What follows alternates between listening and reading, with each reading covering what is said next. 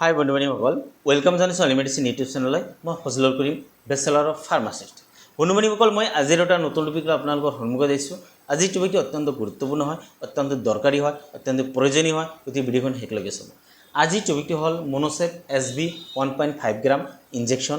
মনোচেপ SB injection, এই ইনজেকশ্যনটো কি বেমাৰ হ'লে আমি লগাব পাৰোঁ, বা ইয়াৰ লগোৱাৰ নিয়ম কি, ইয়াৰ ছাইড ইফেক্ট কি, বা কি কম্পজিশ্যনত বনোৱা হৈছে, কিমান দামত আমি পাম, সকলো তথ্য জানিবলৈ আমি চেষ্টা কৰিম। বন্ধু বান্ধৱীসকল, ভিডিঅ'খন আৰম্ভ কৰাৰ আগত যিবোৰ বন্ধু বান্ধৱীসকলে মোৰ ভিডিঅ'খন নতুন চাই আছে, মোৰ চেনেলখন নতুন চাই আছে, নিশ্চয় ছাবস্ক্ৰাইব কৰিবলৈ নাপাহৰিব, বেল আইকন টিপিবলৈ নাপাহৰিব। কিন্তু নতুন ভিডিঅ' আপোনালোকে পাই থাকিব, নতুন মেডিচিনৰ বিষয়ে বা ঔষধৰ বিষয়ে আপোনালোকে জানিব পাৰিব।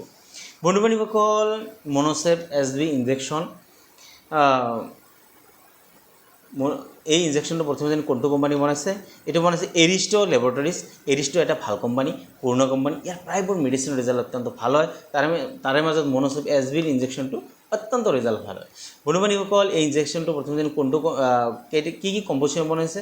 ইয়াতে দুটা কম্পজিশ্যন দি আছে। ইয়াত আছে চেফট্ৰিয়েক্সন 1 গ্ৰাম অৰ্থাৎ 1000 mg আৰু সালভেক্টাম দিয়া আছে 500 mg। সেইকাৰণে 1.5 গ্ৰাম বুলি কোৱা হয়। আৰু এই দুটা কম্পজিশ্যন মিহলাই বা মলিকুল মিহলাই এই ইনজেকশ্যনটো বনোৱা হৈছে। এতিয়া আমি জানিম যে মনোচেপ SB ইনজেকশ্যন আচলতে কি বেমাৰ হ'লে ডক্টৰবিলাকে প্ৰেছক্ৰিপশ্যন কৰে বা আমি লগাব পাৰোঁ। এই ইনজেকশ্যনটো এটা এণ্টিবায়'টিক ইনজেকশ্যন হয়। বিভিন্ন বেমাৰৰ ক্ষেত্ৰত ডক্টৰবিলাকে প্ৰেছক্ৰিপশ্যন কৰিব পাৰে।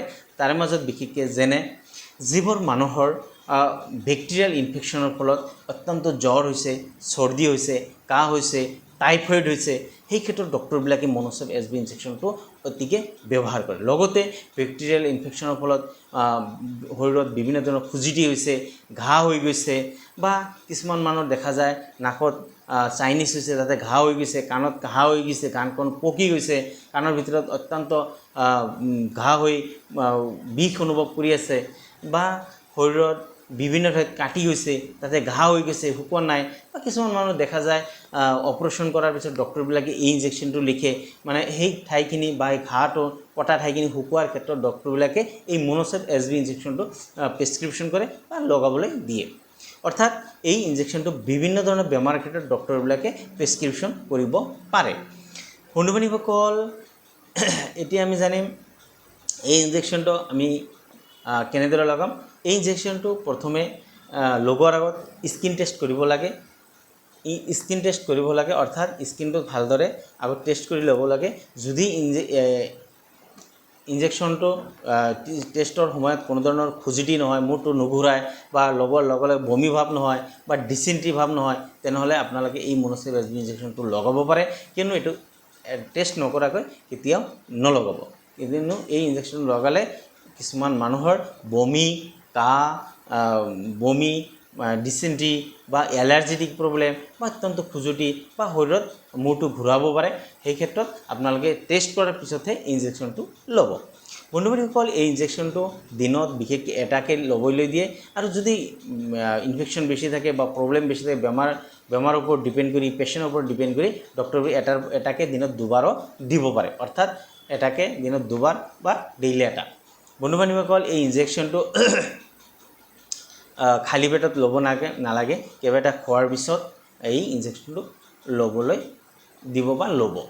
বন্ধু বান্ধৱীসকল, এতিয়া আমি জানিম এই ইনজেকশ্যনটো কেনেদৰে প্ৰচেছিং কৰা হয়। ইয়াতে ধুনীয়াকৈ পেকেজিং দিয়া আছে, 10 ml পানী দি আছে। এই পানীটো ইয়াতে ধুনীয়াকৈ মিক্স কৰিব লাগে। মিক্স কৰাৰ পিছত আপুনি লৈ তাৰপিছত এই ইনজেকশ্যনটো দিব পাৰে।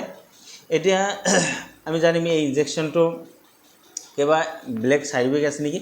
আচলতে এনেকুৱা ধৰণৰ ছাইড ইফেক্ট নাই। বিশেষকৈ যিবোৰ মানুহৰ শৰীৰৰ লগত নিমিলে, অৰ্থাৎ সেইবোৰ মানুহৰ বমি ভাৱ, ডিচেণ্ট্ৰি বা গাত এলাৰ্জেটিক প্ৰব্লেম হ'ব পাৰে। গতিকে লোৱাৰ আগত টেষ্ট কৰি ল'ব। বন্ধু বান্ধৱীসকল, এতিয়া আমি জানিম এই ইনজেকশ্যন আমি কিমান দামত পাম। এই ইনজেকশ্যনটো 227 অৰ্থাৎ 227 টকাত আপুনি মাৰ্কেটত এভেইলেবল পাব।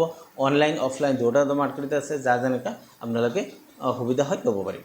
বন্ধু বান্ধৱীসকল, এই ইনজেকশ্যনটো আগষ্ট 2025 বনোৱা হৈছে, আৰু জুলাই 2027লৈকে এই ইনজেকশ্যনটো ল'ব পাৰিব বা ব্যৱহাৰ কৰিব পাৰিব। বন্ধু বান্ধৱীসকল, লোৱাৰ আগত এক্সপায়াৰ ডেটটো ভালদৰে চাই ল'ব। কিয়নো কেতিয়াবা ফাৰ্মাচিষ্টৰ ভুলতে হওক, আপোনাৰ নিজৰ ভুলতে হওক, এক্সপায়াৰ হৈ যোৱা মেডিচিন ব্যৱহাৰ কৰাৰ বিভিন্ন ধৰণৰ বেমাৰ, বিভিন্ন ধৰণৰ অসুবিধা বা ছাইড ইফেক্ট হ'ব পাৰে। বন্ধু বান্ধৱীসকল, মনোচেভ SB ইনজেকশ্যনৰ বিষয়ে আমি আজি ৰিভিউ কৰিলোঁ, ইয়াৰ বিষয়ে আমি জানিলোঁ। ইয়াৰ বিষয়ে যদি আৰু কিবা জানিবলগীয়া আছে নিশ্চয় আপোনালোকে কমেণ্ট বক্সত কমেণ্টছ কৰিব, লাইক আৰু ছাবস্ক্ৰাইব কৰিবলৈ নাপাহৰিব। লগতে ইনজেকশ্যনটো লৈ যদি ভাল পাইছে নিশ্চয় আপোনালোকে শ্বেয়াৰ কৰিবলৈ নাপাহৰিব। এইখিনি কৈ মই আজিৰ ভিডিঅ'খন শেষ কৰিছোঁ। থেংক ইউ, ধন্যবাদ।